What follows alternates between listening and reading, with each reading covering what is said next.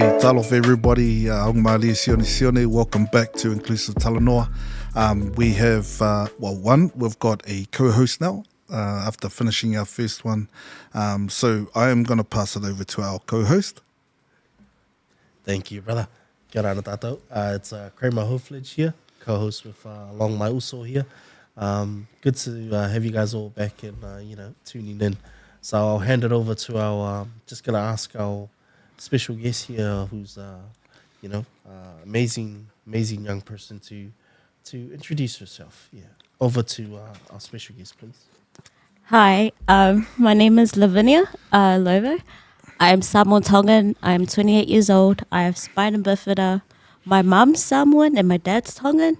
And both of their cultures have been installed in me, and that's who I am today. Oh, nice, Lavinia.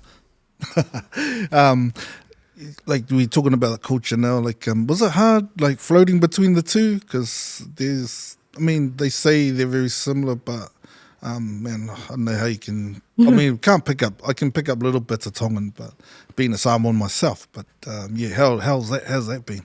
So I grew up in a blended family. So my dad, he was a very much engaging person. So there was 11 siblings out of that family, and my mom's, there's 6 of us. And so navigating both cultures were pretty okay. The Samoan side, my siblings are a bit older, so they're kind of if you were to look at them, they kind of look like my aunties and uncles rather than my siblings. But with my Tongan side, we're all close in age, it's 2 to 3 years apart kind of thing. So disability wasn't a problem for me. Acceptance wasn't a problem within my family. I think it was acceptance once I got out of the house. That was what I struggled with the most, yeah. Just around the culture, I like that how you said acceptance wasn't a barrier for you, because one thing I struggled with when coming from transitioning from able to in a wheelchair was not really from within the family, but extended family. When they see me as in a wheelchair, they're thinking, oh, he's disabled, he's sick, he should be at home or the back of the house or something, because that's one of the things I had to face. So would this be something you've had to face throughout your journey of being having your disability?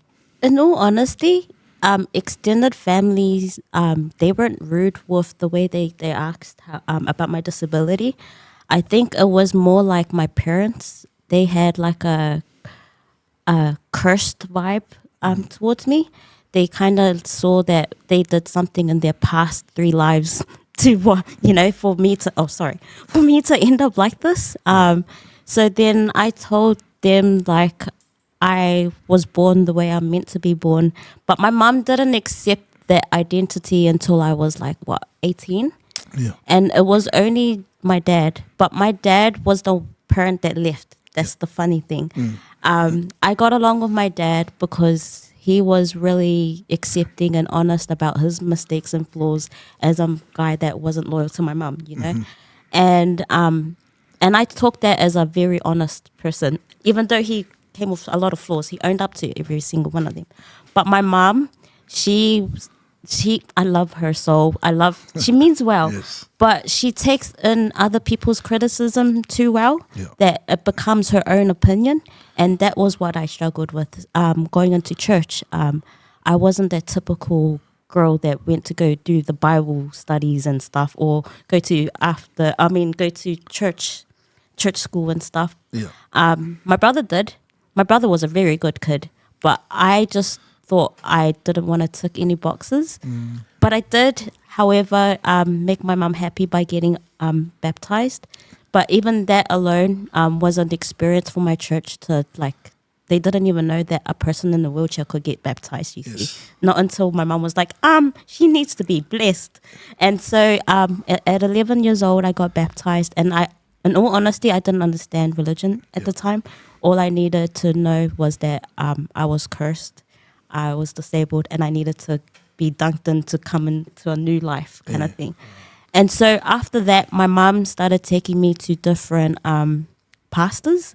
It was literally those ones that came from overseas that said that they went to Jerusalem or had a part of Jesus' homeland, and they said that if you were to touch this, you could walk. The thing that I struggled with mainly was my church family. Like, I love them so much, but honestly, if you're going to if you're going to pray for me and then say, hey, do you believe in Jesus? Stand. And I'm not going to stand. That kind of literally makes everyone believe that my faith in God isn't strong. So that's where I heavily relied on my family as acceptance. Yeah. They loved me for me, even if I didn't walk well and stuff. But my mom, it was only just my mom with the outside voices. But yeah, my family, my siblings, everything else. Yeah. And I'll say it'll be, when we think about some of our Pacific families, because they wouldn't have been the only ones that thought a lot think like that. You know, maybe we're curious, what do we do wrong on it? I mean, church will always help, but I guess sometimes it just comes down to, do we really need to judge, So, I mean, I'm kind of glad in terms of you sort of, well, one, you've worked it out yourself.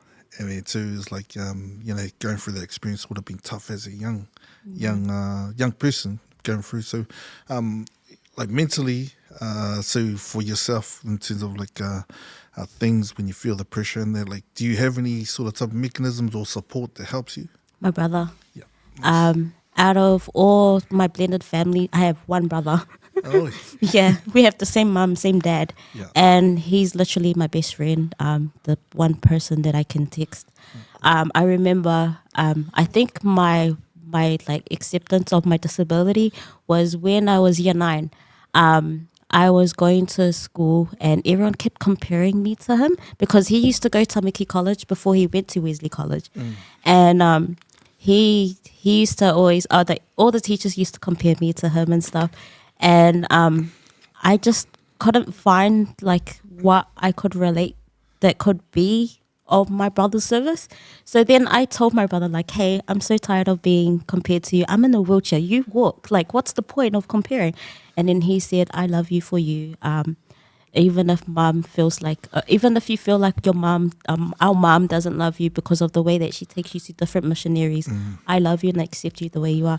And honestly, that was the only language being spoken to me, of accepting at that time. And then I think it became a domino effect. One person and then everyone else followed afterwards. Yeah. Wow, that's amazing. I like how you said that, and for me, that I took from that is it only takes one person to actually really make an impact on your life, because not many people might know this, but she was actually Lavinia, is the person who actually helped me break that wall, because I don't know if you still remember, but back then, school home, I never really had that interaction outside of that. Mentally, I was in that mentally blocked space. But then one day I randomly went to Sylvia Park and I saw someone I met from Raro. Yeah. She was there with her youth group A, and then all of a sudden she was in the wheelchair, and then she was the one who actually came up to me and kind of broke that ice and said, oh, what are you doing this week? We have a youth group and all that. And so she was the one who invited me to the youth group and then kind of sent me down that path of, leadership and, service to the community. So just around that, do you want to explain more about your head around in those kind of areas? Oh, that was so funny. I remember when I first met Kramer. Kramer was such a shy guy. He used to be that dude that watched anime in the corner. And I was that annoying person that used to always go up to him like, hi, what are you up to? What are you up to? What are you up to? And I feel like every person that I engage with is shy. I attract shy people. Honestly, everyone I know is shy. And I feel like I have to be their icebreaker. Yeah, I feel like I'm the icebreaker. And whenever I meet someone, I'm like, hi, what are you up to? What are you? But the thing is, I think it's also my trauma response of being abandoned a lot as a kid. I feel like if I'm going to make new friendships or new engagements, I'm going to make it a lifetime one because I know what it's like to be left.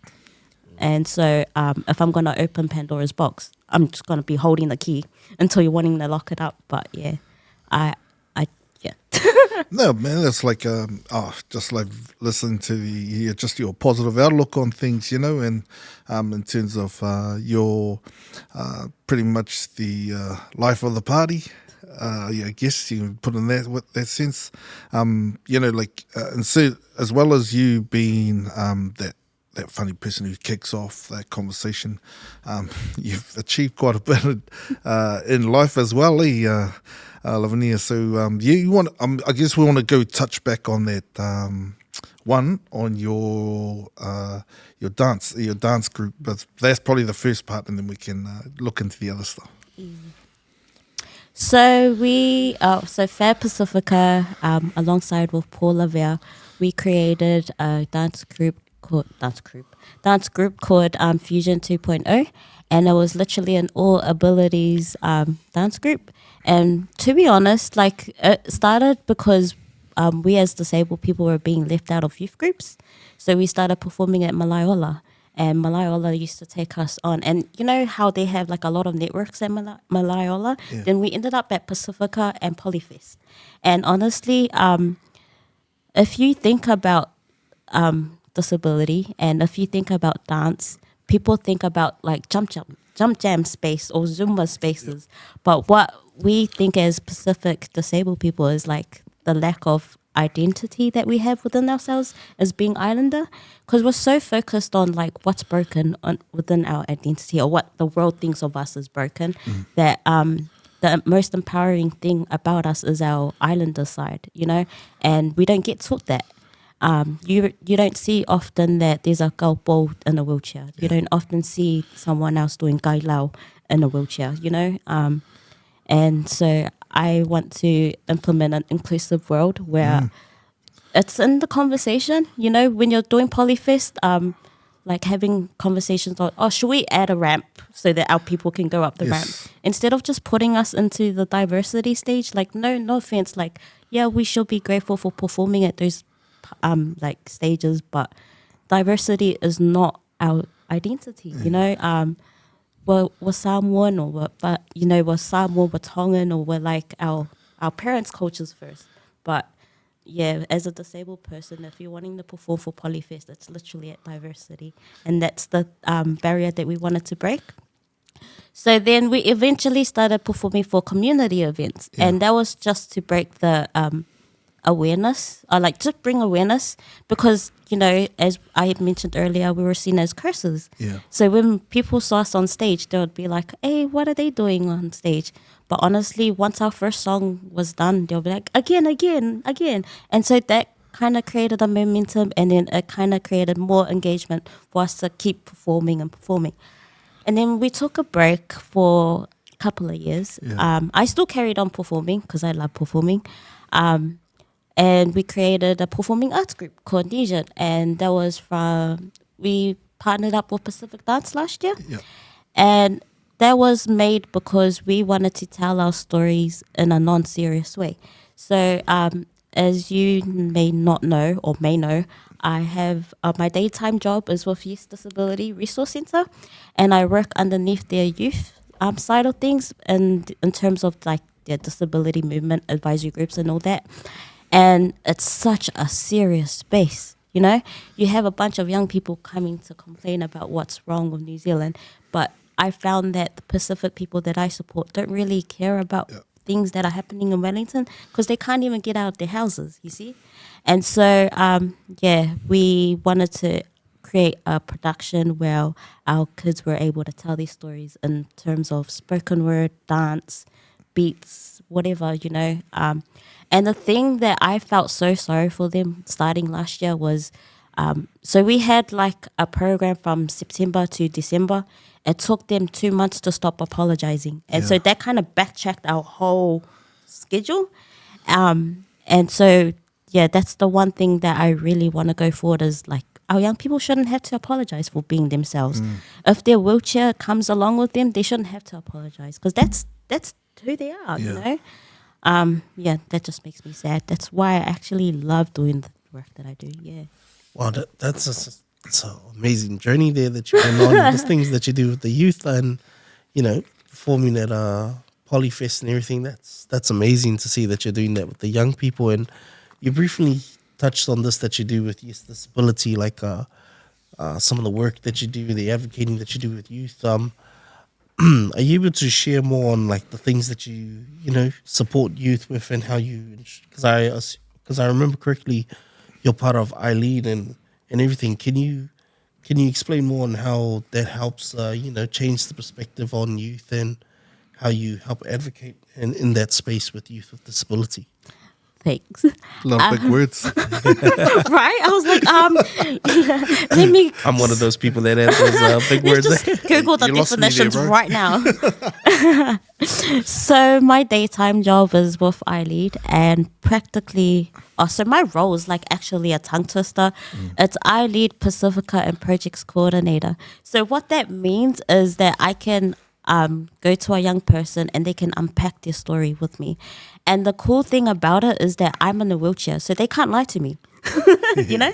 And so if they were to say, man, this is cool, I can read between the lines and say, no, that's actually lying. Like, you have to sit down and tell me, why is it boring? Why don't you see yourself in this kind of space? And when they keep talking and then there's like one common thing that they always talk about, then I put them in a consultation that actually puts their voices to people that matter. Yeah.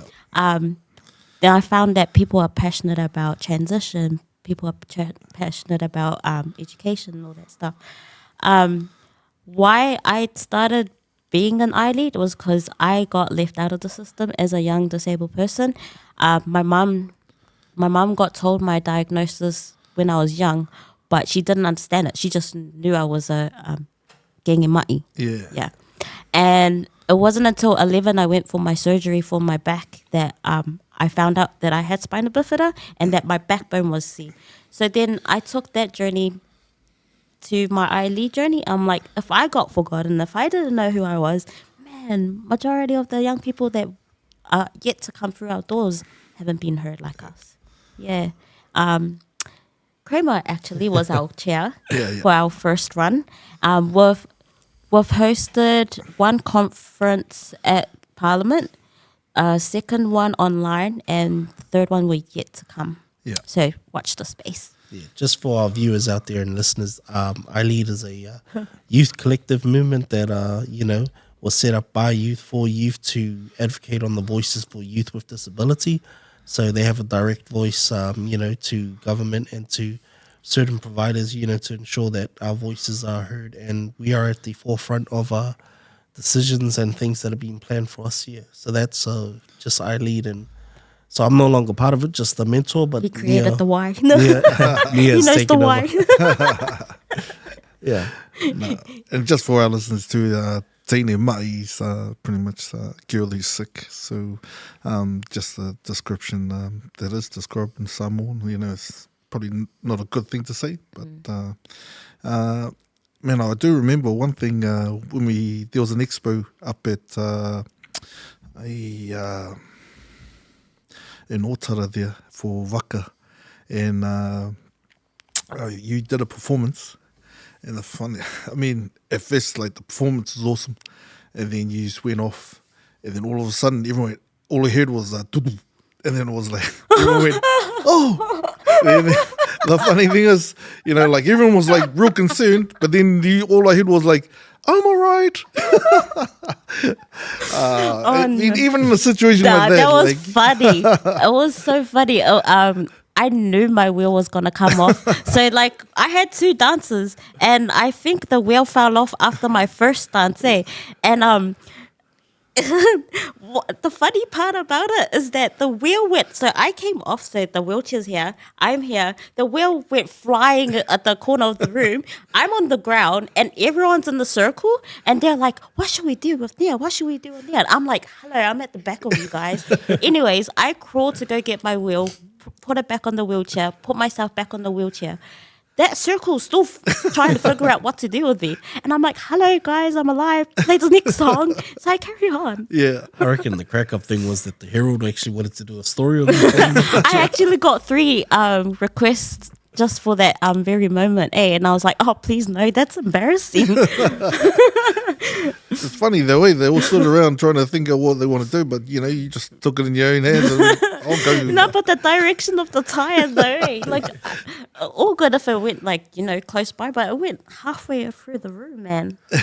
But hey, good to see that. I see you got a new chair. It's not the same chair you fell off earlier in the year. So they fixed the problem. Oh, you have good eye for detail, man.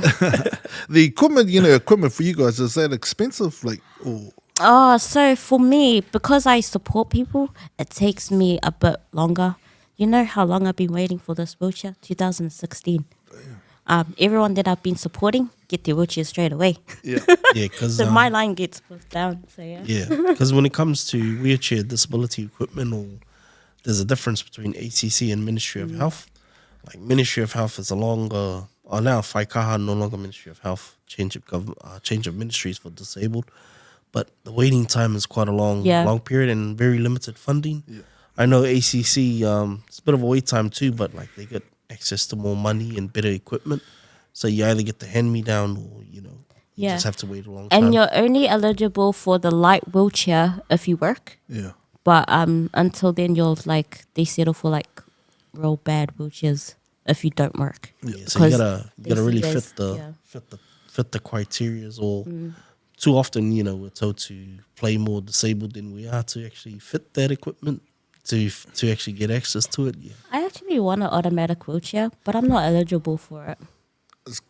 Oh, because it's like your disability is not. I Doesn't don't allow you, know. It's I because feel- she's more. So you look at me, I'm on a power chair. Yeah.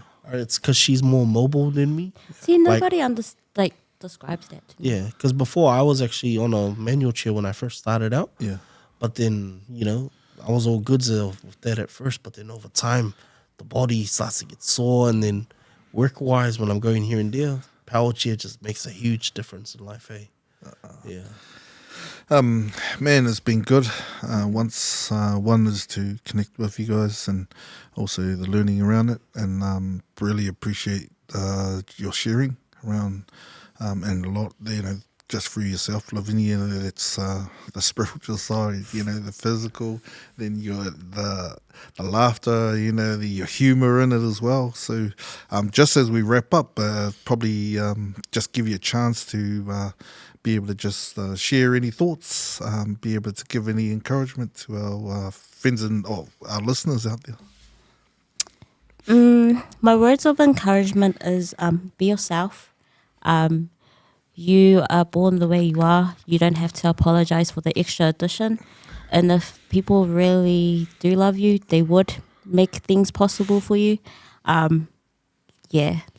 Just dream big. You're not going to get in trouble for your dreams. Yeah. That's all. Like, I feel like the young people I support forget to dream. And so I always remind them every single day, please dream big. Yeah. Encouragement about do you need any more members for your dance crew? Oh, yes, please. So we're performing at Mangere Arts Centre next year in June.